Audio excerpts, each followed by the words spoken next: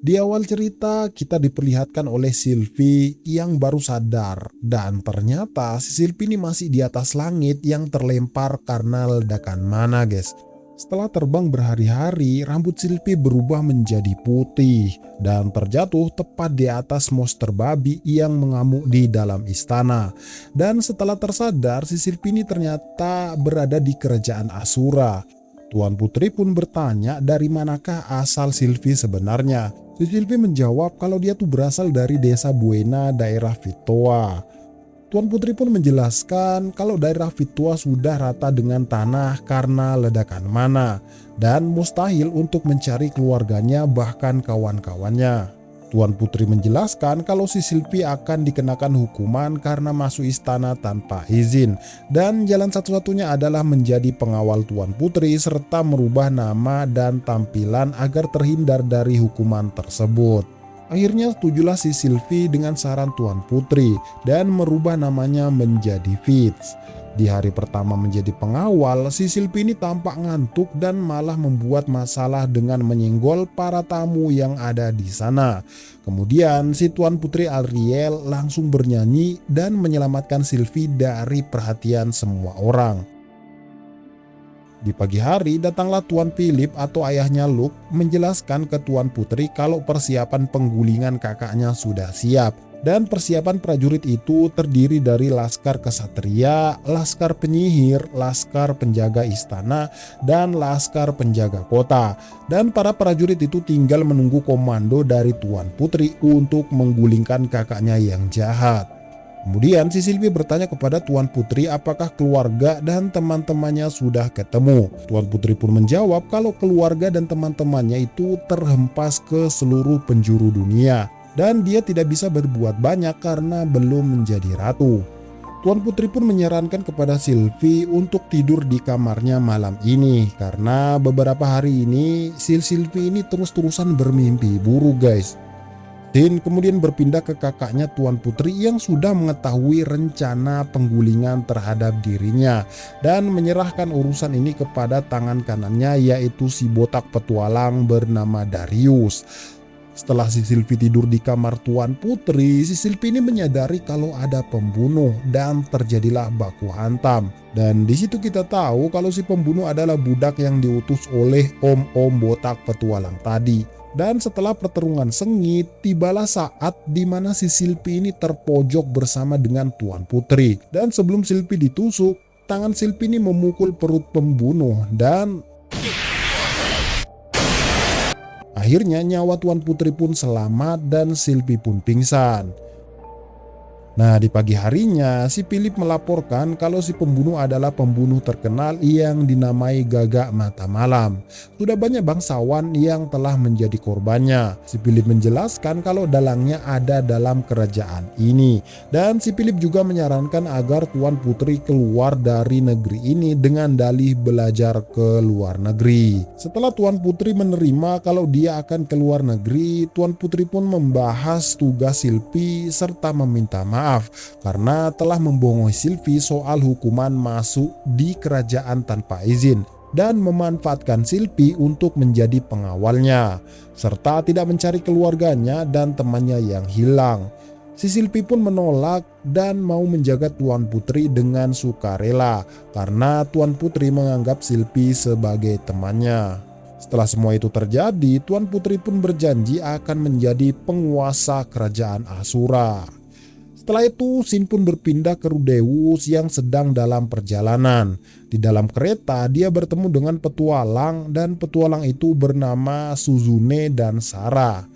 Bertanyalah si Suzune dengan Rudeus mau kemanakah dia. Karena perasaan Rudeus belum stabil alias habis ditinggal Eris, Rudeus pun menjawab apakah saya harus menjawab pertanyaannya.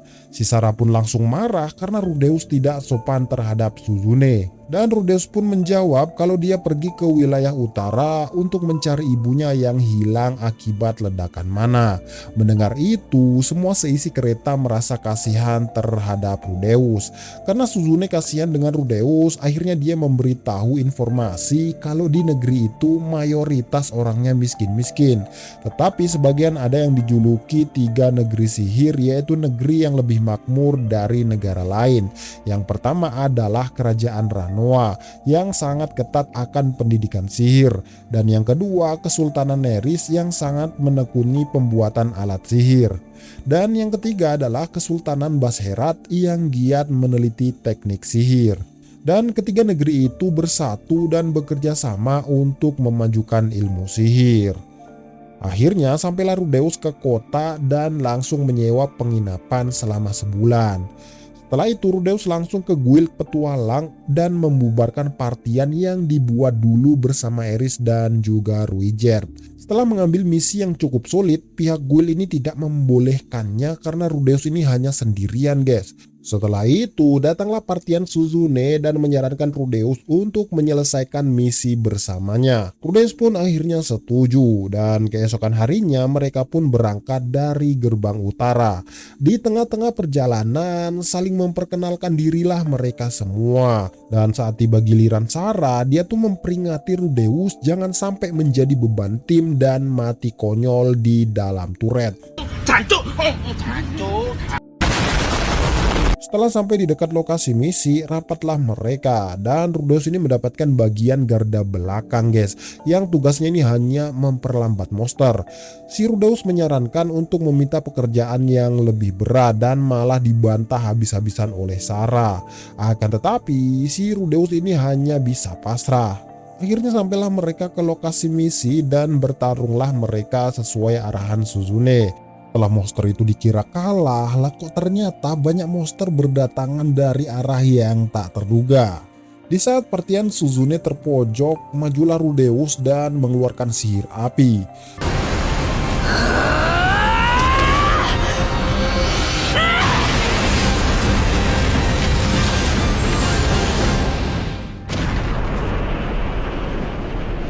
Setelah mereka membereskan semua monster itu, bersiaplah mereka untuk pulang. Si Sarah meminta maaf atas kelancangannya selama ini. Setelah mereka pulang ke kantor Serikat Petualang, terlihatlah para petualang lain yang tidak senang melihat Rudeus dan kawan-kawan membawa buruan yang banyak. Setelah menyetor hasil buruannya, si Suzune akhirnya mentraktir semua orang yang ada di sana dan bersoraklah mereka semua. Kemudian kembalilah Rudeus ke kamarnya sambil mencium celana dalam Roxy dan menyadari kalau sebenarnya dia tidak sendiri. Dan masih banyak teman-temannya yang tidak mengkhianatinya walaupun tempat mereka berbeda. Akhirnya Rudeus membakar rambut Eris yang dia bawa setelah ditinggalkan Eris. 1 bulan pun berlalu, si Rudeus pun sudah mulai bersemangat serta melatih badannya agar terlihat maco, serta menyusun rencana agar di daerah itu namanya terkenal dan supaya ibunya Rudeus dapat dengan mudah menemukannya. Kemudian Rudeus pun pergi ke Serikat Petualang dan bertemulah dia dengan pria yang mengambil misi sulit, yaitu membunuh kadal bernama Snowdrake. Setelah orang itu pergi dari Rudeus, akhirnya Rudeus mengambil misi kemanusiaan, yaitu membersihkan alun-alun kota dari salju, serta membantu orang-orang yang kesulitan agar namanya lebih dikenal di kota itu. Setelah membersihkan alun-alun, dihadanglah si Rudeus oleh si Sarah, dan si Sarah ini mengajak Rudeus untuk menyelesaikan misi A, yaitu mengambil sisik kadal Snowdrake. Setelah menyetujui itu, Rudeus pun berangkat dengan mereka. Di dalam lokasi, di tengah-tengah misi, tiba-tiba muncullah gerombolan Snowdrake dari celah lubang. Bertarunglah mereka dengan Snowdrake. Di tengah-tengah pertarungan, datanglah partian lain dan langsung menghabisi Snowdrake itu. Setelah pertarungan ini usai, tiba-tiba saja ketua kelompok lain langsung memukul Timothy yang sedang berterima kasih. Setelah terjadi kesalahpahaman, si Rudeus berusaha menjelaskan kalau misi mereka berbeda. Misi Rudeus mengambil sisik Snowdrake, sedangkan misi orang itu menghabisi Snowdrake. Dan akhirnya mereka berdamai dan meminta maaf. Setelah pulang dari lokasi itu, akhirnya mereka merayakan kemenangan mereka. Di tengah-tengah pesta, kelihatannya si Sarah sudah mulai menaruh rasa kepada Rudeus nih guys. Dan datanglah Sol, ketua party yang ditemui Dugua tadi, serta meminta maaf dan berkata kalau dirinya tidak suka dengan senyuman palsu Rudeus. Karena si Sol ini sangat jengkel dan tahu kalau Rudeus suka menjalankan misi tanpa meminta imbalan untuk memperluas namanya. Setelah beberapa hari, Rudeus pun menyendiri dan datanglah partian Suzune dengan wajah sedih dan Rudeus pun bertanya apakah yang terjadi. Suzune pun menjawab kalau si Mimir dan si Sarah telah mati di tengah-tengah misi. Si Mimir sudah jelas mati, sedangkan si Sarah terpisah dengan partian mereka karena badai salju. Setelah mendengar itu, si Rudeus pun berpamit pulang tanpa berkata-kata. Dan ternyata si Rudeus pengen menolong Sarah dan mencari mayatnya Mimir tanpa sepengetahuan Suzune. Sesampai di lokasi, si Rudeus ini terus menghajar Snow Buffalo sambil mengingat perkataan Sol tadi siang. Kalau si Rudeus menolong orang itu hanya setengah-setengah. Dan dia terus berpikir apa tujuan dia menolong orang lain. Sampailah Rudeus ke tempat tumpukan tulang belulang dan mendapati tengkorak kepala Mimir. Setelah mengemas tengkorak itu, akhirnya si Rudeus membakar tumpukan tulang itu. Dan tiba-tiba si Rudeus menyadari kalau ada monster aneh yang mengurung Sarah. Ternyata itu adalah monster pohon yang dapat mengeluarkan elemen es. Setelah itu, Rudeus menolong Sarah dan kabur dari jeratan monster pohon itu. Dan si Rudeus membawa Sarah ke sebuah gua untuk mengeringkan pakaian dan menyembuhkannya dengan sihir. Setelah hendak kembali ke kota, Sarah pun berterima kasih dan senang kalau Rudeus itu menolongnya. Setelah sampai di gerbang kota, bertemulah Rudeus dengan Kontra Aro alias partian Suzune. Berterima kasihlah mereka karena telah menolong Sarah dan juga membawa tengkorak Mimir. Mereka pun sangat berhutang budi dengan Rudeus, akan tetapi malah Rudeuslah yang merasa tertolong dari keterpurukan. Setelah kejadian itu, si Rudeus ini makin sering berpetualang dengan Kontra Aro dan menyadari kalau si Sarah makin dekat dengan dirinya. Setelah bercerita masa lalu mereka, si Sarah pun mengajak Rudeus berbelanja belati dengan kata lain kencan. Nah, keesokan harinya berkencanlah Rudeus dengan si Sarah. Setelah seharian berkencan, di malam hari si Sarah dan Rudeus ini nongki di kafe. Dan si Sarah mengajak Rudeus ke kamarnya untuk melakukan ritual pengecasan. Oh my god! Wow! Di tengah-tengah pengecasan, si Rudeus ini menyadari kalau jagoannya ternyata tidak bisa berdiri atau kata lain impoten. Setelah Sarah tahu kalau jagoan Rudeus tidak bisa berdiri, akhirnya Sarah meninggalkannya. Dan akhirnya Rudeus kembali stres dan minum-minumlah di kafe.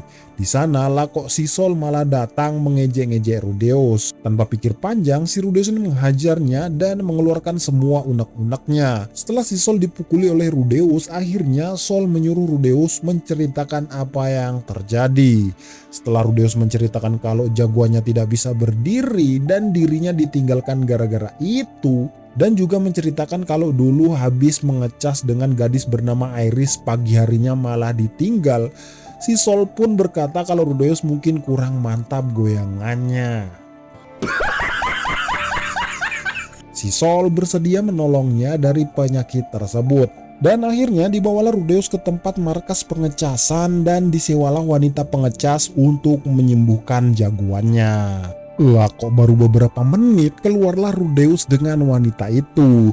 Dan si wanita itu berkata kalau sebenarnya Rudeus ini terkena penyakit trauma terhadap wanita. Ya kita tahulah kalau si Rudeus ini sudah berpisah dengan Roxy, berpisah dengan Sylvie. Dan yang paling sakit tuh habis mengecas Iris malah ditinggalin Iris guys.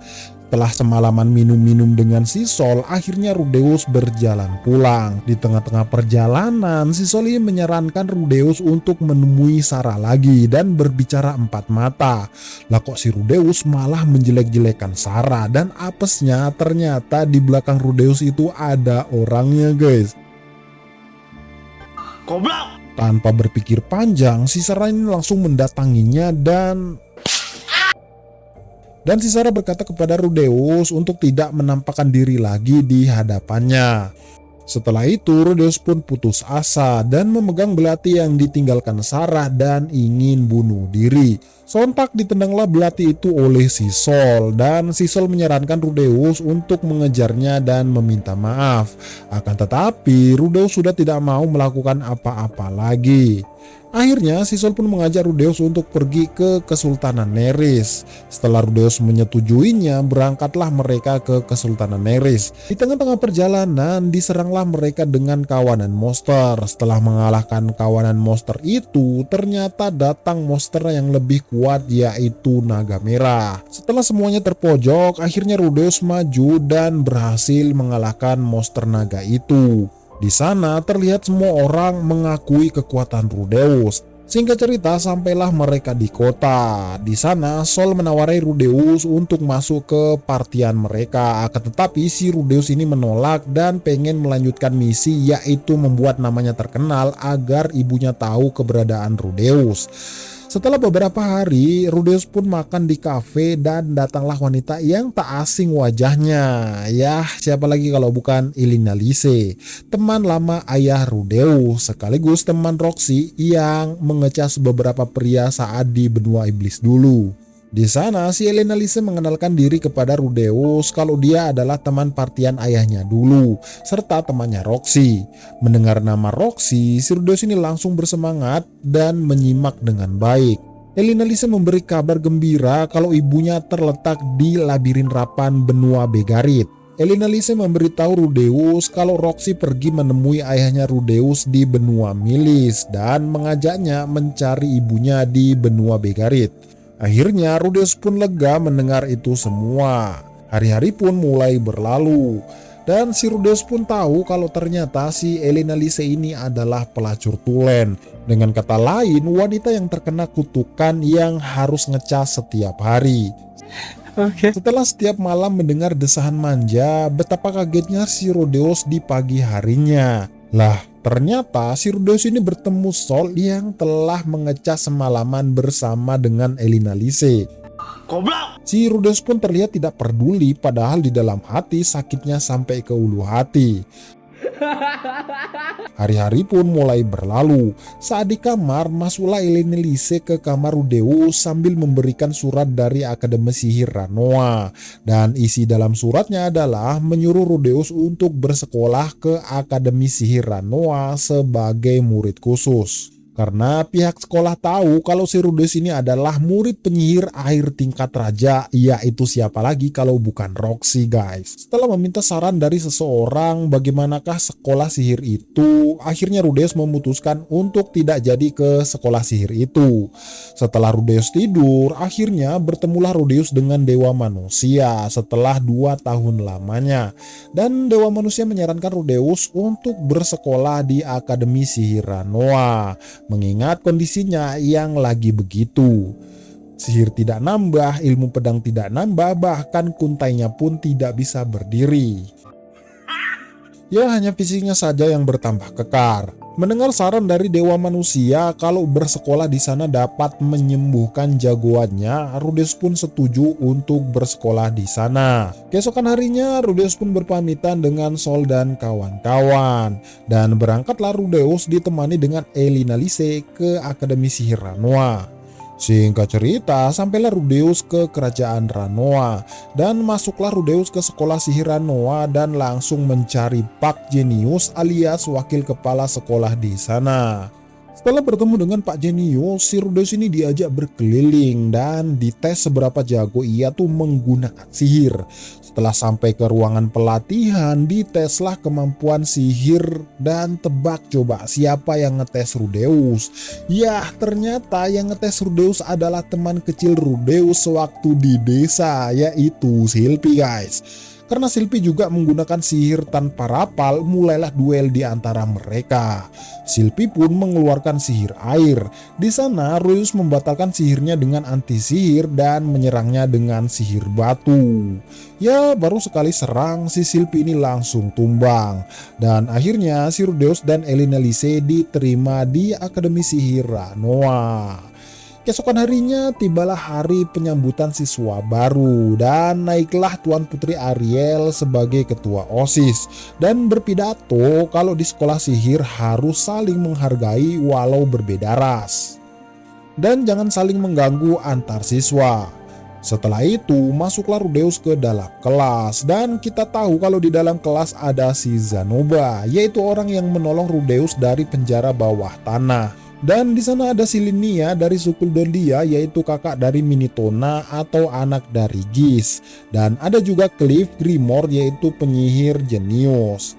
Setelah berbincang-bincang dengan Cliff, ternyata si Cliff ini kenal dengan Eris, guys. Setelah Rudeus berkenalan dengan teman-teman di kelasnya, Rudeus pun jalan-jalan dan melihat sekeliling sekolah. Sesampainya di perpustakaan, di jalan dia tuh bertemu dengan Fierce atau si Silpy. Si Rudeus bercerita dengan Silpy kalau dirinya itu terhempas ke benua iblis dan butuh 3 tahun untuk pulang ke kampung halamannya. Dan Rudeus pun bercerita kalau dia belum menemukan teman kecilnya, yaitu Silpy.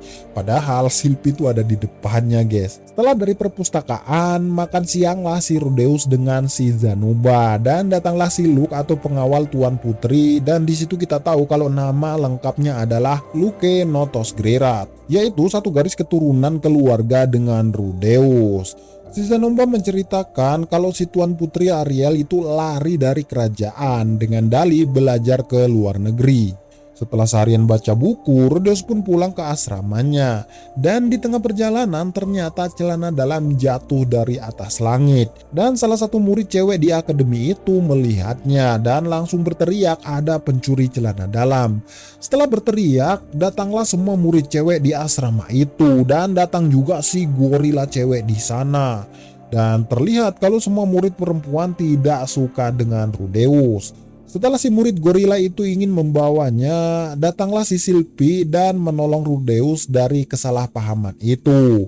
Hari demi hari di Akademi Sihir pun dilalui dengan santai oleh Rudeus. Dan dia sadar kalau dirinya semakin dekat dengan Fierce atau Silpy dan merasa aneh ketika bertemu dengan Silpy. Maksudnya si Rudeus ini seperti ada rasa terhadap Silpy gitu, guys. Padahal si Rudeus ini menganggap Silpy sebagai laki-laki. Singkat cerita, si Zanoba berlatih dengan Rudeus, yaitu latihan sihir tanpa rapal. Sampai Zanoba kelelahan dan belum berhasil mencoba menggunakan sihir tanpa rapal tersebut. Rudeus pun menyuruhnya untuk memahat dan hasilnya sama saja karena kekuatan tangan dari Zanoba ini sangatlah besar. Setelah Rudeus menceritakan keadaan Zanoba kepada Silpy, akhirnya si Silpy menyarankan untuk mencari budak yang kelak bisa membantu Zanoba. Akhirnya pergilah mereka ke pasar budak dan ditemani oleh Silpy. Di pasar budak, si Silpy ini menyarankan Rudeus untuk mencari budak dari ras dwarf yang masih berumur 5 tahun. Setelah mendapatkan budak anak kecil yang dia inginkan, si Rudeus dan Zanoba ini merawatnya serta menamainya. Di sana si Rudeus menamainya dengan Juliet. Setelah itu ia pun mulai mengajarkannya belajar membaca dan sihir tanpa rapal. Sebulan pun berlalu, kita diperlihatkan Silpy yang makin hari makin kepikiran Rudeus dan si Zanoba dan Juliet yang semakin hari semakin pandai menggunakan sihir tanpa rapal. Sampai suatu ketika, si Rudeus menanyakan kepada Zanoba di mana patung Roxy yang dulu dia punya. Dengan keringat dingin, si Zanoba ini memperlihatkan patung itu dan ternyata patung itu sudah hancur berkeping-keping. Setelah itu, si Rudeus ini sangat geram dan marah karena menganggap Zanoba melecehkan Roxy. Si Zanoba pun menjelaskan kepada Rudeus dengan keringat dingin kalau di tahun pertama dia tuh pernah berduel dengan Linnea, sehingga membuat patung itu hancur berantakan. Mendengar cerita itu dari Zanoba, akhirnya Rudeus mengeluarkan ekspresi yang sangat mengerikan dan langsung mendatangi Linnea untuk memberi pelajaran kepadanya. Setelah Rudeus mengalahkan dengan mudah, dibawalah mereka ke kamar Rudeus dan menanyakan kenapa mereka menghancurkan patung itu. Dan akhirnya saling menyalahkan si Linnea dan si Pursena, guys. Rudeus menawarkan apakah mereka mau dihakimi seperti hukuman di suku Doldia, di penjara dalam keadaan telanjang. Dengan sangat takutnya, Linnea dan Pursena meminta maaf dan berjanji akan mematuhi Rudeus. Kemudian Rudeus menceritakan kejadian itu kepada Sylvie dan Sylvie menyarankan untuk hukuman yang ringan, yaitu mencoret-coret wajahnya dan tidak boleh menghapusnya seharian penuh. Hari-hari pun berlalu. Suatu ketika berjalanlah si Rudeus di asrama dan menemui Cliff yang sedang dibully. Si Rudeus pun menolongnya dan Cliff langsung pergi. Keesokan harinya, si Cliff menemui Rudeus dan menyuruh Rudeus mengenalkan dengan wanita kesukaannya, yaitu Elina Lise. Karena Rudeus bingung mau mengenalkannya atau tidak, akhirnya Rudeus minta saran dari Sylvie. Dan Sylvie pun menyarankan agar mempertemukan mereka berdua. Setelah itu, si Rudeus mempertemukan si Cliff dengan Elina Lise. Dan si Elina Lise pun langsung berlari ke arah Rudeus dan berbisik kalau dia tuh terkena kutukan dan tidak bisa berkomitmen dengan satu pria. Jadi dia tuh harus mengecas terus dengan pria berbeda setiap malam. Mendengar hal itu, Rudeus menyarankan si Elina Lise untuk berkata jujur kepada Cliff kalau dirinya terkena kutukan. Akhirnya si Rudeus meninggalkan mereka di dalam kelas. Lah, keesokan harinya betapa kagetnya si Rudeus bertemu dengan Cliff dan Elina Lise dan ternyata mereka berdua sudah berpacaran. Si Elina Lise berusaha menahan diri sedangkan si Cliff berkomitmen untuk menghilangkan kutukan si Elina Lise. Musim gugur pun telah tiba dan Rudeus melihat banyak sekali murid suku Doldia yang bertanding untuk merebutkan siapa bos mereka. Dengan kata lain, melamar untuk menjadi kekasihnya. Karena si Linnea dan Pursena ini sangat populer, akhirnya mereka tuh mengurungkan diri guys dan menulis surat untuk Rudeus yang bertuliskan semuanya aku serahkan kepada bos. Setelah beberapa saat, datanglah orang yang ingin melamar Linnea dan meminta bertarung dengan Rudeus. Sampai-sampai semua murid yang ingin melamar Linnea dan Pursena itu harus mengalahkan Rudeus. Setelah itu, si Rudeus pun datang ke lapangan bersama dengan Sylvie dan betapa kagetnya Rudeus, ternyata datanglah Raja Iblis mengalahkan mereka semua yang mengantri untuk mengalahkan Rudeus. Ternyata si Raja Iblis itu tuh penasaran dengan kekuatan Rudeus. Si Raja Iblis itu datang menemui Rudeus karena mendengar cerita dari tunangannya, yaitu Ratu Iblis yang pernah memberi mata iblis kepada Rudeus. Dan nama Raja Iblis itu adalah Badigadi dan dia ingin menantang duel dengan Rudeus. Akhirnya si Rudeus menerima tantangan itu dan berduelah mereka dengan disaksikan semua murid yang ada di sana. Sebelum bertarung, berceritalah Rudeus dengan Raja Iblis itu sampai tongkat sihir Rudeus datang yang diambilkan oleh Sylvie. Dan Raja Iblis itu bercerita kalau Rudeus lebih jago dari Laplace, yaitu salah satu manusia yang memiliki daya sihir terkuat di dunia ini. Dan si Rudeus menanyakan apakah Raja Iblis kenal dengan dewa manusia. Dan Raja Iblis menjawab kalau dia tidak mengenalinya. Setelah beberapa saat, datanglah Sylvie dengan membawa tongkat si Rudeus. Dan sebelum mulai pertarungan, si Rudeus ini memohon untuk tidak membunuhnya karena mengingat kejadian 2 tahun yang lalu. Rudeus trauma karena Rudeus nyaris dibunuh oleh Orsted. Mendengar nama Orsted, Raja Iblis itu terdiam. Setelah itu, ia pun memberi usulan kepada Rudeus kalau Rudeus ini hanya boleh menyerangnya dengan sihir terkuatnya sebanyak 1 kali. Dan kalau bisa melukai Raja Iblis berarti Rudeuslah yang menang, dan kalau Raja Iblis tidak terluka sama sekali berarti Raja Iblislah yang menang. Rudeus pun menyetujui saran itu dan bersiaplah Rudeus dengan sihir terkuatnya.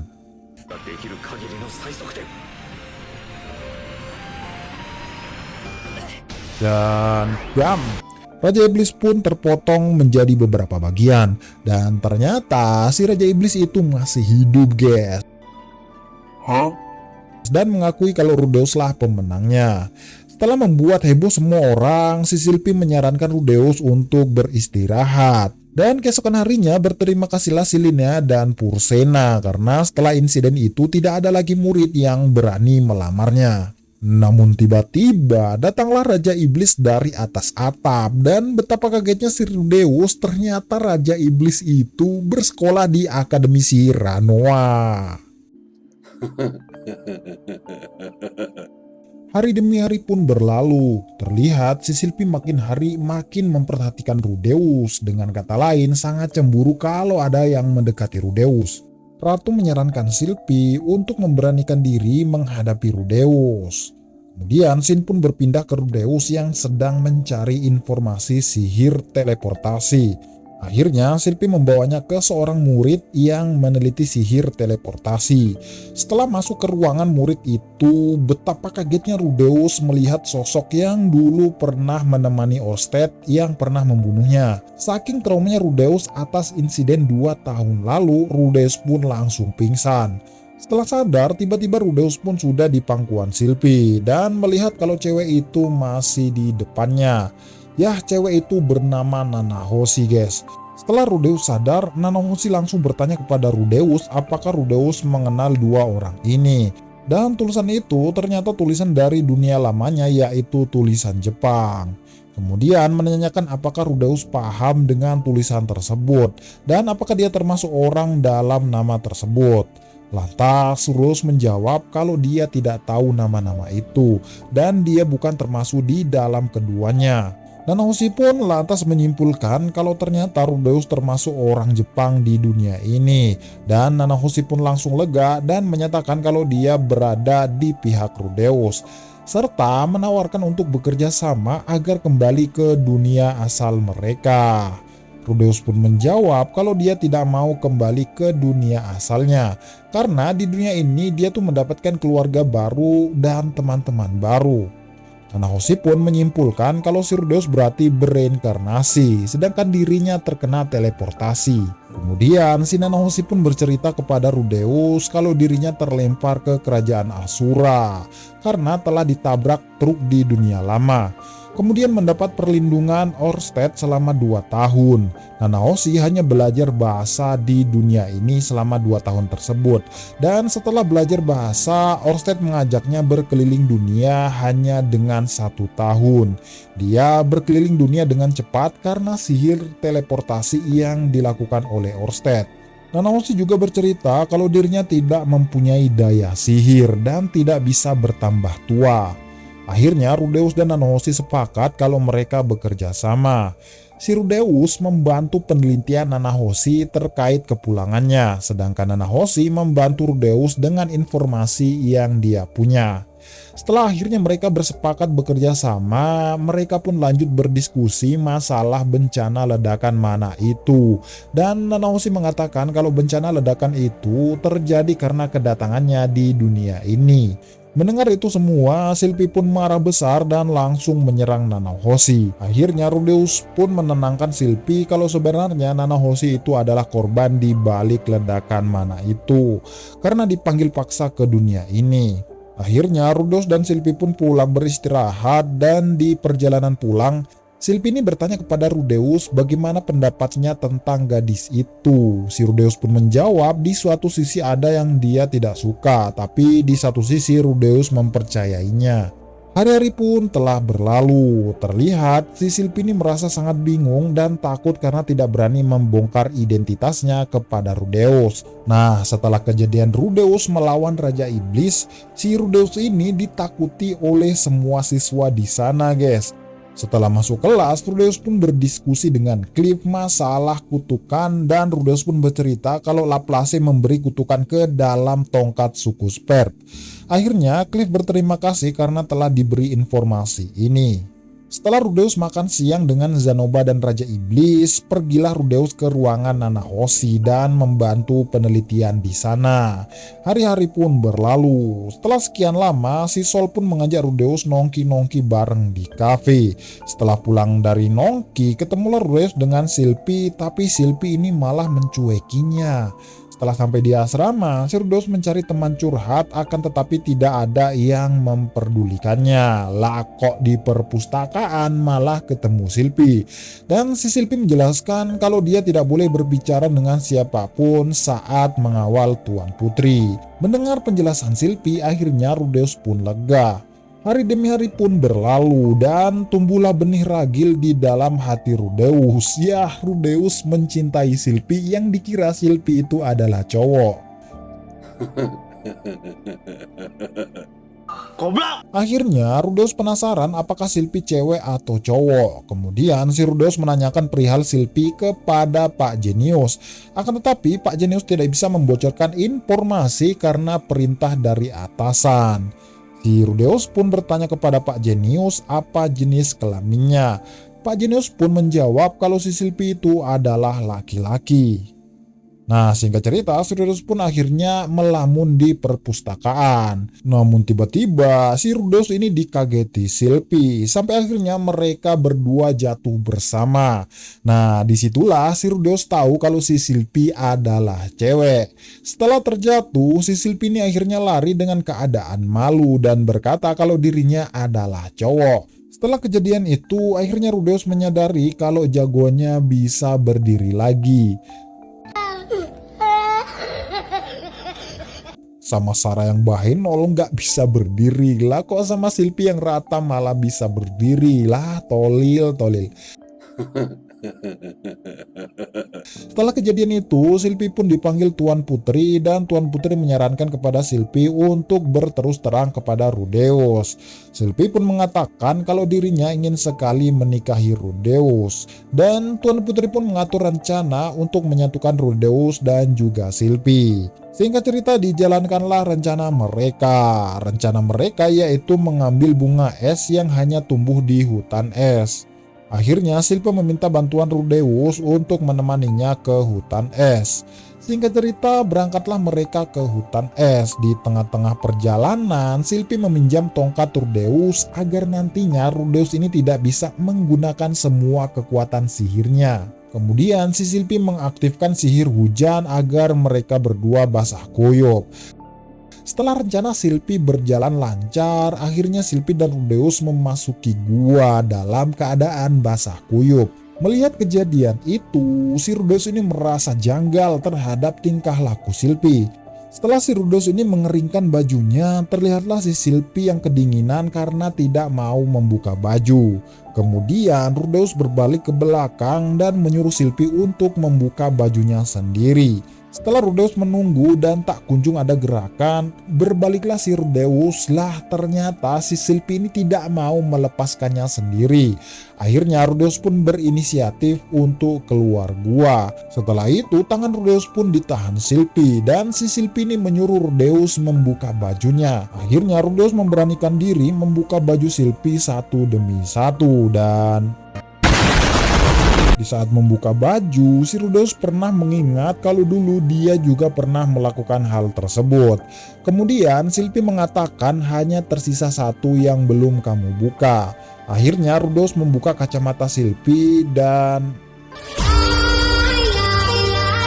Rudeus mengenali kalau wanita yang ada di hadapannya adalah Silpi, teman kecilnya dulu. Si Silpi pun langsung memeluk Rudeus sambil menangis terharu-haru. Karena selama ini barulah dia berani mengungkapkan kalau dirinya sebenarnya Silpi dan menembak Rudeus dengan Aisiteru. Silpi pun meminta Rudeus agar tidak meninggalkannya seperti dulu lagi. Rudeus pun menyatakan kalau dia juga mencintainya. Dan setelah Rudeus menidurkan Silpi, lah kok ternyata jagoannya Rudeus masih tetap loyo. Akhirnya berceritalah Rudeus keadaannya saat ini. Kalau si Rudeus menderita penyakit ini sudah dari 3 tahun lalu.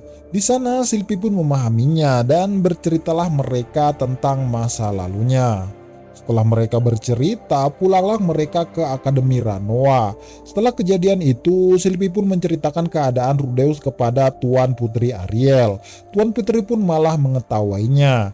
Si Luke membela Rudeus dan akhirnya membantu Silpi untuk menyembuhkan penyakit Rudeus. Setelah itu, Luke pergi mengambil satu obat dan memberikan obat itu kepada Silpi. Ya, obat itu adalah obat perangsang agar si Rudeus makin sange. Mantap, men! Setelah itu, Silpi pun berpamitan dengan Tuan Putri dan ingin pergi ke markas pengecasan bersama Rudeus. Akhirnya masuklah Silpi ke kamar Rudeus.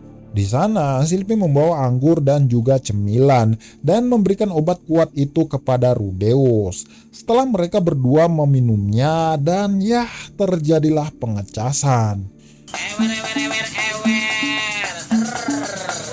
Nah, di pagi hari Rudeus pun menyadari kalau dulu dia pernah membeli obat itu dan melihat kasurnya sudah ada bercak darah karena insiden pengecasan semalam. Kemudian Sylvie pun datang ke kamar lagi dan menjelaskan kepada Rudeus kalau dia tuh pergi menemui Tuan Putri dan sekalian juga berterima kasih. Kemudian Rudeus pun langsung memeluk Sylvie dan bersyukur kalau Sylvie ini tidak meninggalkannya seperti kejadian Eris dulu. Dan Rudeus juga bersyukur serta berterima kasih dengan Sylvie karena penyakitnya sudah sembuh. Setelah itu Rudeus pun mendatangi si Tuan Putri Ariel dan bersedia membantu menggulingkan kakaknya dan meminta Sylvie menjadi istrinya. Dan sebelum membantu urusan Tuan Putri, si Rudeus ini ingin menyelesaikan misinya terlebih dahulu, yaitu mencari ibunya yang hilang. Setelah Sylvie setuju menjadi istri Rudeus, Tuan Putri pun menyuruh Sylvie untuk tidak lagi menyamar menjadi Fitz dan menyuruhnya menggunakan pakaian perempuan. Mereka pun bersepakat kalau Rudeus boleh memanfaatkan nama Tuan Putri dan si Tuan Putri boleh memanfaatkan nama Rudeus. Nah, pada hari berikutnya Rudeus ini mengawali aktivitasnya dengan penuh senyuman. Entah mengapa dia begitu bersemangat dan penuh percaya diri. Ketika Cliff bertanya apa sebenarnya yang telah terjadi pada pemuda itu, Rudeus pun menjawab kalau dirinya telah sembuh dari sesuatu penyakit yang selama ini membuatnya sangat terganggu. Zanoba, Cliff, dan rekan-rekan yang lainnya pun memberikan selamat atas kesembuhan Rudeus. Rudeus sendiri begitu bersyukur karena kesembuhan ini membuatnya merasa kembali menjadi manusia seutuhnya. Sesaat kemudian Rudeus datang ke tempatnya Nanahoshi guna meminta saran tentang apa yang diharapkan Nanahoshi jika dia mempunyai seorang kekasih. Nanahoshi pun kurang nyaman mendengarkan pertanyaan Rudeus yang begitu aneh. Nanahoshi pun menjawab bahwa biasanya orang yang disukai itu akan merasa cukup jika Rudeus menemani dan selalu ada di sampingnya. Belakangan ini Rudeus secara berkala mengirimkan surat kepada ayahnya. Setelah kesembuhannya ini, sebenarnya Rudeus bisa saja melanjutkan pencarian keluarganya. Akan tetapi sebelum itu dia ingin sekali melakukan hal yang sangat penting, yaitu melangsungkan pernikahannya dengan Sylvie. Tapi saat memikirkan pernikahan, Rudeus ini malah jadi bingung apa yang harus dilakukan. Karena sangat penasaran, dia langsung meminta saran kepada teman-temannya. Cliff dan Zanoba lantas menyarankan agar Rudeus membeli sebuah rumah. Membeli sebuah rumah menjadi sangat penting karena rumah adalah kebutuhan mutlak yang harus dipenuhi jika seseorang mau menikah. Rudeus pun mengingat kalau Paul juga memiliki sebuah rumah di desa Buena setelah dia menikah. Cliff lantas melanjutkan bahwa sudah kewajiban seorang laki-laki untuk menyiapkan rumah. Rudeus pun menerima saran tersebut dan langsung ke kota untuk melihat-lihat daftar properti yang sedang dijual. Namun Rudeus jadi bingung dan tidak tahu harus membeli rumah seperti apa. Setidaknya dia tuh harus memiliki rumah yang luas dan kamarnya itu banyak. Serta yang lebih penting lagi harganya murah. Tanpa diduga, dia menemukan kriteria rumah yang diinginkan. Dan tanpa banyak berpikir, dia mengajak Zanoba dan Cliff untuk mengecek rumah besar tersebut. Mereka pun sampai di depan rumah besar dan terlihat suram. Rumah ini menjadi murah karena telah dikutuk.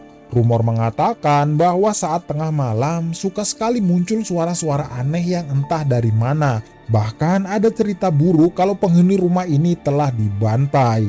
Kondisi di dalam rumah terlihat begitu kotor dan cukup rusak. Tanpa membuang waktu, Rudeus, Zanoba, dan Cliff langsung memutari setiap ruangan yang ada di sana satu demi satu.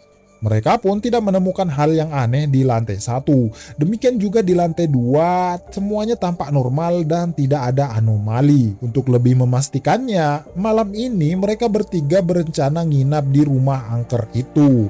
Ketika malam semakin larut, sebuah pintu rahasia nampak terbuka dengan sendirinya.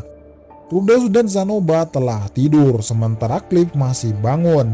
Saat Cliff merasakan ada yang tidak beres, dia tuh segera membangunkan Rudeus dan Zanoba. Semuanya pun melakukan pemeriksaan dengan teliti mulai dari lantai atas hingga lantai bawah. Sayangnya mereka masih belum menemukan suatu hal yang aneh. Tetapi saat hendak kembali ke kamar untuk memeriksa perbekalan, Rudeus dikejutkan oleh kemunculan makhluk mengerikan. Jelas saja Rudeus sangat kaget dan menjerit kencang. Dia lantas menyerang monster tersebut dengan sihir batu tajam udaranya. Sayangnya serangan itu tidak mempan sama sekali. Zenoba pun langsung datang dan menolong Rudeus, tapi senjatanya hancur oleh serangan kuat si monster. Zenoba lantas dicabik-cabik si monster dengan begitu brutal. Ya, untungnya semua sayatan itu tidak mempan sama sekali karena Zenoba memang sangat kuat, guys. Cliff ikut membantu dengan memberikan support sihir cahaya pemurnian. Namun serangan itu tidak berguna dan pemuda itu malah kabur masuk ke dalam kamar. Setelah Rudeus mulai serius dan hendak menghancurkan monster itu dengan serangan pamungkasnya, tanpa diduga Zenoba langsung menghentikannya. Anehnya, setelah beberapa saat, monster itu terlihat berhenti menyerang dan tidak bergerak sama sekali.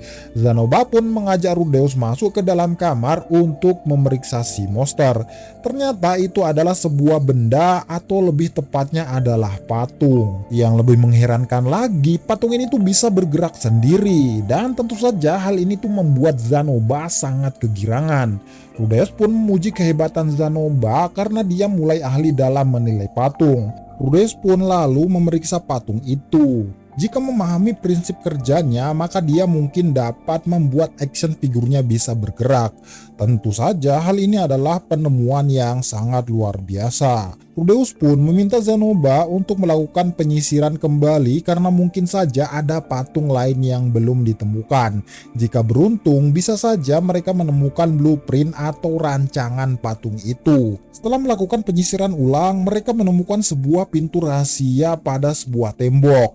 Dan benar saja, setelah mendorong tembok itu, terlihatlah sebuah ruangan rahasia di baliknya. Mereka lantas mengecek setiap sisi ruangan dan menemukan sebuah altar tempat patung, serta buku aneh yang berisi seluruh penelitian tentang patung itu.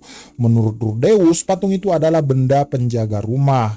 Korban yang dibantai dulu sangat viral karena dianggap sebagai penyusup. Dengan ini satu masalah sudah terselesaikan. Pada pagi harinya, Rudeus, Zenoba, dan Cliff nampak kembali ke akademi. Di tengah jalan, Zenoba memohon kepada Rudeus agar dia bisa meneliti patung yang dibawanya. Walau energi sihirnya sedikit dan kurang terampil, tapi Zenoba sangat serius dengan keinginannya itu. Sambil tersenyum, tentu saja Rudeus menyerahkan semua penelitian mengenai patung tersebut kepada Zenoba. Akan tetapi Rudeus meminta agar Zenoba menjalankan penelitiannya secara sembunyi dan hati-hati. Zenoba pun sangat senang dan berterima kasih atas kemurahan hati Rudeus. Di hari berikutnya, Rudeus mengajak Sylvie untuk melihat rumah baru mereka. Sylvie pun begitu kagum melihat rumah besar dan megah yang terhampar di hadapannya, berbeda jauh dengan sebelumnya. Saat ini di dalam rumah kondisinya benar-benar bersih dan sangat nyaman. Di sana Rudeus pun mengajak Sylvie berkeliling. Di setiap sudut rumah keduanya nampak sangat bahagia, sembari mengungkapkan harapan masing-masing serta cita-cita terbaik di masa depan. Nah, seminggu kemudian Rudeus dan Sylvie berniat mengundang dan menjamu semua teman-teman terdekat mereka ke rumah baru ini. Bisa dikatakan kalau ini adalah resepsi pernikahan Rudeus dan juga Sylvie. Keduanya pun menuliskan beberapa nama-nama penting dalam undangan tersebut. Selain itu, Sylvie sepertinya ingin membicarakan hal yang sangat penting dengan Elina Lise. Walaupun cukup penasaran, namun Rudeus berharap yang terbaik karena dia tidak pernah melihat Sylvie dan Elina Lise ngobrol berdua.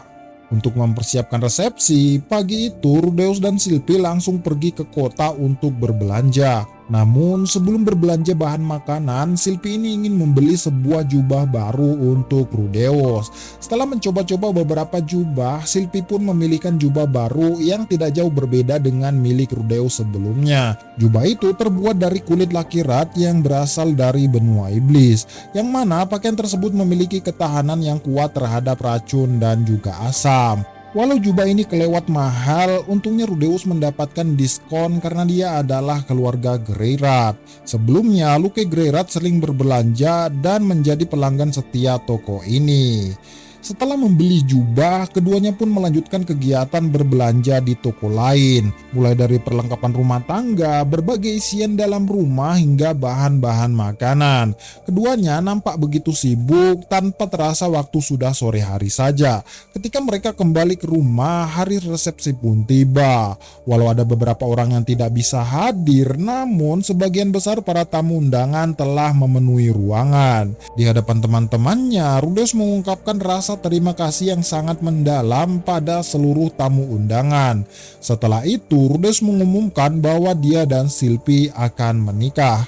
Tentu saja semua orang sangat senang mendengar kabar tersebut. Dan setelah mereka semua memeriahkan acara resepsi ini dengan menyantap jamuan makanan yang sudah disediakan, Putri Ariel dan rombongannya menyampaikan selamat kepada Rudeus dan juga Sylvie atas pernikahan mereka. Ariel juga memberikan cuti selama 1 tahun dan membebaskan Sylvie dari tugas pengawalan sementara. Tentu saja Sylvie sangat berterima kasih atas kemurahan hati Ariel. Penyampaian ucapan selamat pun dilanjutkan oleh Zanoba, Juliet, Linia, Pursena, serta Nana Hoshi. Cliff tampak memanjatkan doa agar hubungan Rudeus dan Sylvie langgeng selamanya. Dari lubuk hati yang terdalam, Elinalise juga mengucapkan selamat kepada Sylvie atas pernikahannya. Tapi anehnya, wanita itu langsung menangis seketika di hadapan Sylvie. Sylvie pun menduga kalau Elinalise adalah neneknya, di mana ayahnya dulu berkata kalau nenek Sylvie merupakan member partian Paul dan ayahnya Rudeus. Walau sempat membantahnya, namun Elinalise tidak bisa berkutik karena Sylvie mengungkapkan beberapa alasannya. Rudeus sendiri tidak menyangka dengan fakta ini, namun dia berpikir realistis, apalagi kalung buatan Sylvie sekilas sama dengan milik Elinalise. Dikarenakan suasana sedikit tegang, Rudeus pun meminta Elinalise beristirahat di lantai 2 sembari menenangkan diri. Ketika waktu sudah mulai senja, para tamu pun berpamitan pulang ke tempatnya masing-masing. Sylvie lantas mendatangi Elinalise untuk mengobrol secara personal di dalam sebuah kamar tertutup. Rudeus dan Cliff pun turun ke lantai bawah untuk menemui Putri Ariel. Anehnya, Putri Ariel ini tiba-tiba meminta Rudeus untuk berduel pedang melawan Luke tanpa menggunakan sihir sama sekali. Walau katanya duel ini hanyalah permainan, tapi Rudeus tidak nyaman dan tidak mengerti apa yang diinginkan Putri Ariel. Namun dia tidak bisa menolak karena Putri Ariel memohon dengan serius. Pertarungan pun akhirnya dimulai.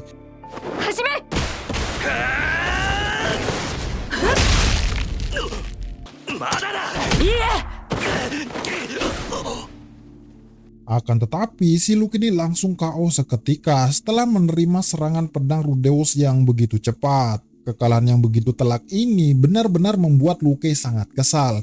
Dia pun mengakui kekalahannya. Dan setelahnya menitipkan Sylvie sepenuhnya kepada Rudeus. Jelas saja Rudeus akan menjaga Sylvie dengan sepenuh hati. Tapi sebelum itu Rudeus ingin mendapatkan penjelasan alasan dari pertarungan ini.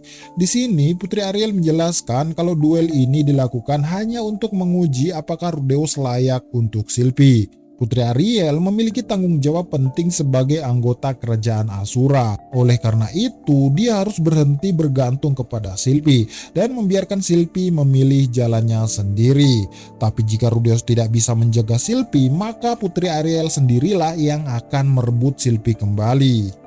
Rudeus pun mengerti dan dia berjanji tidak akan mengecewakan Putri Ariel. Setelah itu, Putri Ariel dan rombongannya nampak berpamitan pulang dan kembali ke akademi.